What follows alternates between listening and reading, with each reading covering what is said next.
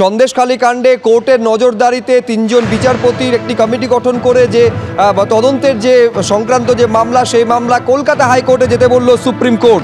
আপনারা জানেন যে মণিপুরের ধাঁচে ৩ জন বিচারপতি দিয়ে গোটা ঘটনার আদালতে নজরদারিতে সিবিআই অথবা সিট গঠন করে তদন্তের আর্জি জানিয়ে সুপ্রিম কোর্টে মামলা করা হয়েছিল, কিন্তু সেই মামলায় হাইকোর্টে যেতে বলল সর্বোচ্চ আদালত, এবং সর্বোচ্চ আদালত এটাও স্পষ্ট করে দিল যে মণিপুরের সঙ্গে এই মামলার তুলনা করবেন না। কি বলল সর্বোচ্চ আদালত, কি হলো আদালতের ভেতরে আজ, বিজেন্দ্র সিংহ আমাদের প্রতিনিধি আরো বিস্তারিত বলবেন। বিজেন্দ্র।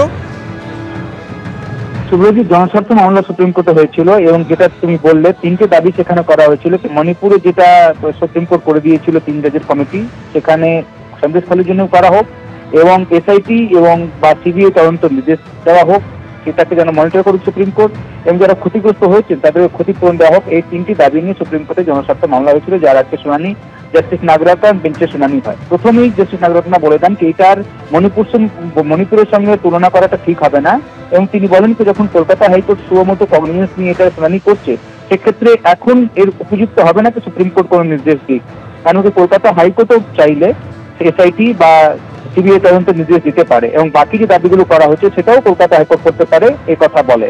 রাজ্য সরকারের তরফ থেকে আইনজীবী বলেন আজকে তারা ইতিমধ্যে সক্রিয়ভাবে অ্যাকশন নিয়েছেন, কয়েকজনকে অ্যারেস্ট করা হয়েছে এবং তদন্ত সেখানে চলছে।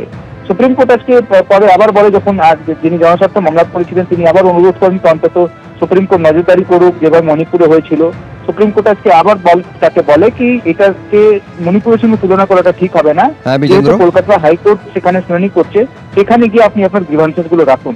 তখন যিনি জনস্বার্থ মামলা করেছেন তিনি তার পিটিশন প্রত্যাহার করে নেন এবং তিনি বলেন যে তিনি তার লাভ হাইকোর্টে ট্রাই করবেন। ধন্যবাদ বিজেন্দ্র। শাহজাহানকে গ্রেপ্তার করতে হবে, এটা তো একমাত্র সকলে বলছে, রাজ্যপাল মহোদয় বলেছেন, সবাই বলছে, আমরাও বলছি। আমাদের আটকানোর জন্য ড্রোন ওড়ানো হয়, কিন্তু শাহজাহানকে খোঁজার জন্য ড্রোন ওড়ানো হয় না।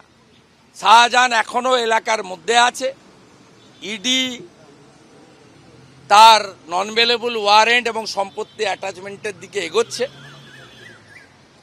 মামলা সিবিআইকে ট্রান্সফার করার জন্য কোর্টে পেন্ডিং আছে। আগামী 6 মার্চ মামলার শুনানি হবে প্রধান বিচারপতির বেঞ্চে, এবং যতক্ষণ না সিবিআইকে বা এনআইএকে শাহজাহানকে ধরার দায়িত্ব জুডিশিয়ারি দিচ্ছে, ততক্ষণ শাহজাহানকে ধরা যাবে না। কারণ শাহজাহানকে চোর মমতা তার চোর পুলিশকে দিয়ে, তার চটিচাটা পুলিশকে দিয়ে আগলে রেখেছেন, কারণ election is knocking the door.